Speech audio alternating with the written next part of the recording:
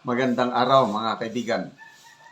Marami ngayon ang nagtatanong, nasaan ang Pangulong Marcos Jr.? Nasa mabuti ba siyang kalagayan? Kasi marami ang nagtaka, bakit bigla hindi siya pumunta sa mga naka-schedule nilang campaign rallies sa Mindanao? April 2, April 5, April 6. So, nasaan ang Pangulo? So, sa mga nababasa kong comments, yung bakit hindi natuloy ang campaign rallies ng alyansa sa Cotabato, Jensan, Kidapawan, marami ang nagtataka, baka sa kanyang kalusugan. Kasi nga, March 28 ba yun?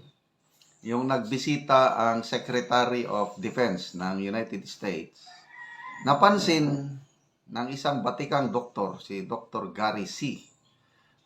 Paborito kong vlogger ito, kaparehas siya ni Doc Willie Ong. Galing niyang magpaliwanag tungkol sa kalusugan.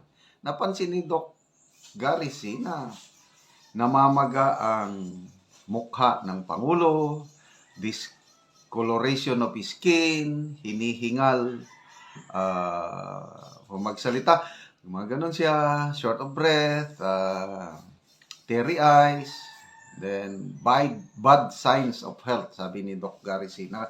Nag-suggest siya na kailangan magpa-executive check-up siya.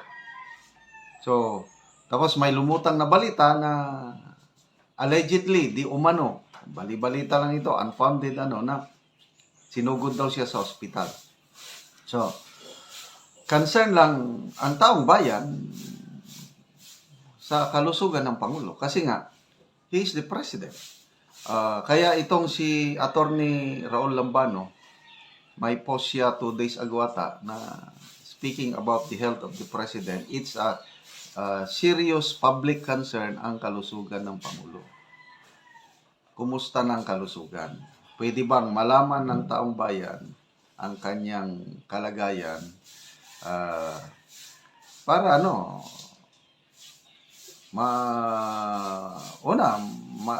may desal, may post nga akong nabasa na pray for him. At nag-vlog ako kahapon na panawagan para idalangin ang kalusugan ng Pangulo.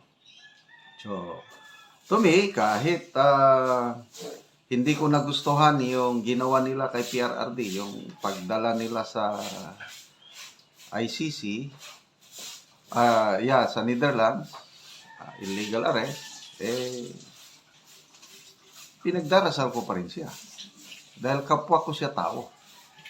Kaya importanteng malaman ng taong bayan sana ano na talaga ang kalagayan sa inyang kalusugan. I wish him well. Sana maging maayos kung ano man ang ano. So, ito. Ang dami ng mga topics o content ngayon, usap-usapan sa social media, bakit hindi itinuloy ang campaign rally sa Mindanao. Dalawa, yung haka-haka, natakot. Sandali, mag-inom lang tayo. Natakot sila sa gagawin ng taga Mindanao.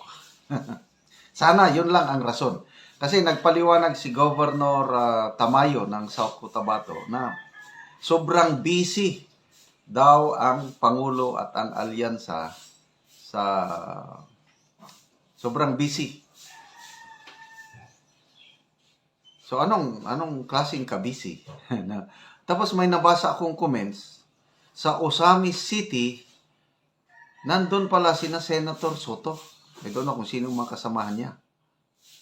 So ibig sabihin nung April 5, 6, ganon, nagkanya-kanyang lakad ang mga So nakaka-baffle, yung April 5, Jensan, teritoryo ni Pacquiao yan. Bakit? Dahil teritoryo ni Pacquiao, bakit hindi nila ituloy kung teritoryo ni Pacquiao? Kaya lang, marami akong nababasang comments na ang mga taga-Jensan ayaw na kay Pacquiao. So, tingnan natin kung ang tanong is, kailan nila i-schedule, mag-i-schedule pa ba sila ng Alyansa Campaign Rally sa Mindanao? O pahupain muna ang bugso ng damdamin? Kasi nakaka-alarma, nakakatuwa ba? Yung nangyari sa KCC Mall opening sa Cotabato. Ang daming taong pumunta doon dahil nabalitaan lang na pupunta doon si PBBM with his alyansa candidates. So, nagdagsaan din ang mga tao sa opening ng mall, hindi para mag-shopping, para lang sumigaw ng Duterte. At yung iba pa nga daw, naghanda ng kamatis at itlog para ibabato. So, hindi natuloy yung pagpunta sa Cotabato City noong April 2.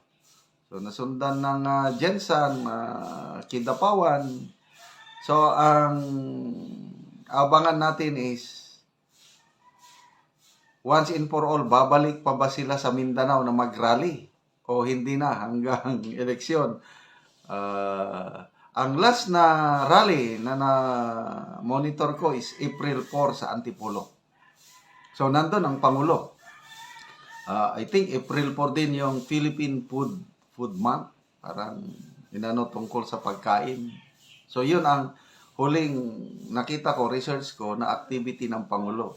So, 5 and 6, wala. So, ngayon, sinerch ko, wala rin. So, kaya, yun na nga ang tanong, nasaan ang Pangulo? Sana nasa mabuti siyang kalagayan. Okay, mga kaibigan, salamat sa inyong pagsubaybay sa ating channel. Nakakatulong kayo ng malaki sa Tribong Talandig dahil ang sweldo natin sa channel na ito is tinutulong sa tribo. Namimigay tayo ng yero at pako para ma-repair ang sira-sira nilang bahay. Plus livelihood assistance, nagpapatanim tayo ngayon ng saging lakatan. Kung may itinanim, may aanihin, kaya panoorin nyo ang video na ito. Nako sa saging lakatan ni Manoy. Harbiso na ng saging lakatan ni Manoy. So, harbiso na ni Manoy si Drino ang iyang saging lakatan. Wala man abunuhan. Harbiso ni mo imong ibaliga. Pilay baliga ni mo ani Manang? 500. 500. Oh, naaraw. Dako gig. Dagan kayo. Dagan kayo. Oh, naara Manoy ang bayad Manoy. Ang bayad 500. Salamat din.